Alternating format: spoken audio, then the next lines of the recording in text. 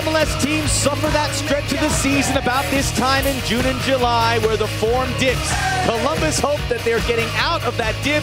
Colorado try to get out of it themselves here today. Returning home after a very nice road trip, Columbus look to build off that here at Crew Stadium. Glad you could join us. Columbus and Colorado. Things still very tight in the standings. Any side can get on a hot streak of 2 or 3 wins and they could find themselves on the opposite side of those standings.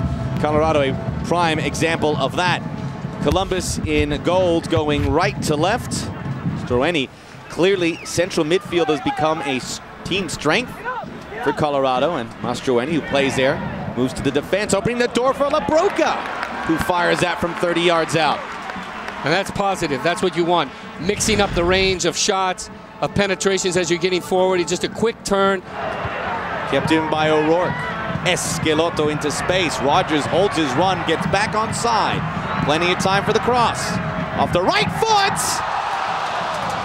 Ducking at the near post was Moreno. He almost combed it over to the far post. Back in towards Iroh. Kandul bringing down Moreno. They want a penalty. Great sequence for the Crew, but they'll leave empty-handed. Not even a corner kick to left back.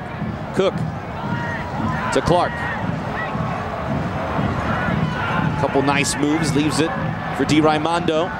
As wide as it can get for Jordan Harvey, looking for Casey. Andy Iroh gets his big frame in the path and intervenes. That's why he's there. That's why they put O'Rourke out into the wide position. And Iroh, who did extremely well against Kansas City, together with Marshall in the back. And you see Clark went down for a late tackle from Ekbo.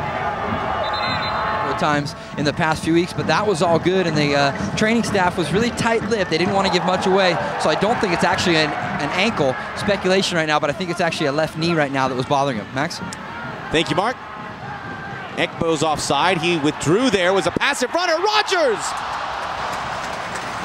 And now this is going to be an interesting decision. Yeah, Pablo Mastroeni saying the flag was up. Right. But they called it off. Still, the flag was up. And it should have been called. Esqueloto leading Rogers. He has plenty of pace to get away from Cook. Still there for Rogers. And they left it for Evans, who puts it over the crossbar.